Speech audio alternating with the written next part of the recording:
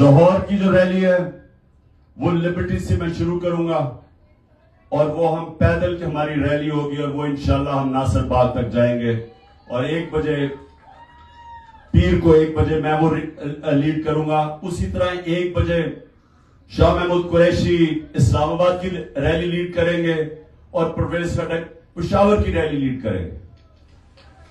इस रैली का दूसरा मकसद क्या है? आइन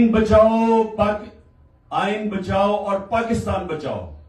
आइन के लिए, उसके तहफ़्फ़ुज़ के लिए, अपने मुल्क की जमहूरियत के मुस्तकबिल के लिए यह दूसरा हमारा पॉइंट होगा रैली का कि हमने अपने मुल्क के आइन के लिए खड़े होना है। और सारी कौम को, मैं वकीलों को, खास तौर पे पाकिस्तान के वकला को मैं दावत दे रहा हूं कि आपने हमारे साथ मिलकर रैली में शिरकत करनी है।